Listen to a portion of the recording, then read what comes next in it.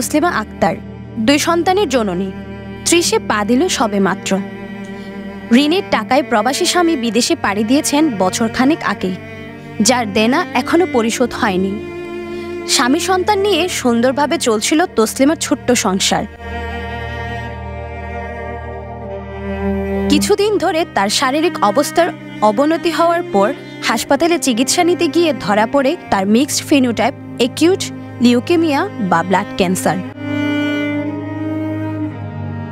Cancer চিকিৎসার জন্য কক্সবাজার সদর হাসপাতাল থেকে ঢাকার এভারকেয়ার হাসপাতালে নেওয়া হয় তাকে। চিকিৎসকরা বলছেন যথাযথ চিকিৎসা পেলে সুস্থ হবে তসলিমা, তবে চিকিৎসা বাবদ খরচ হবে প্রায় 50 লক্ষ টাকা। চিকিৎসক জানিয়েছেন ব্লাড ক্যান্সারের আপুর যে টাইপটা হয়েছেন সেটা হচ্ছে ভালো একটা ব্লাড ক্যান্সার, এটা সম্পূর্ণ নির্মূল করা যায়।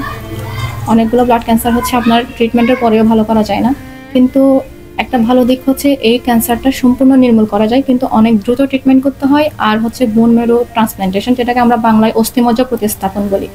এই অস্থিমজ্জা প্রতিস্থাপন করার জন্য বাংলাদেশে আপনি যদি বলেন তাহলে 20 লক্ষ টাকা প্লাস খরচ হয়। আর এটার জন্য রোগীকে প্রস্তুত করতে 2টা কেমো দিতে হয় ধাপে ধাপে, সেখানে আপনার হচ্ছে 25 লক্ষ টাকা মতো খরচ হয়ে যায়। সামর্থ্য অনুযায়ী চিকিৎসার প্রায় 20 লক্ষ টাকার মতো ব্যবস্থা করতে পেরেছেন তার পরিবার, তবে দরকার আরও 30 লক্ষ টাকা। সেই টাকা ব্যবস্থা করতে গিয়ে পিঠ দেওয়ালে ঠেকে গেছে পরিবারের। তাই সহযোগিতার হাত বাড়াতে সমাজের বিত্তবানদের প্রতি আহ্বান জানিয়েছেন অসুস্থ তসলিমা। আমি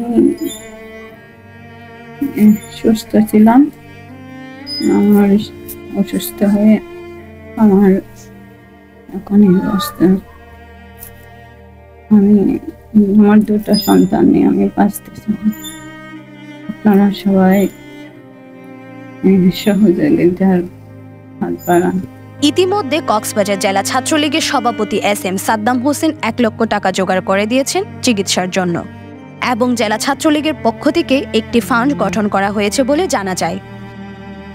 2 সন্তানের জননী তসলিমাকে বাঁচাতে স্ক্রিনে দেখানো নাম্বারে যোগাযোগ করে সহযোগিতা পাঠাতে পারেন আপনিও। সকলে ঐকান্তিক প্রচেষ্টায় বেঁচে যাক একটি প্রাণ, সেই প্রত্যাশা সকলের। আজি মাইমা, CCN।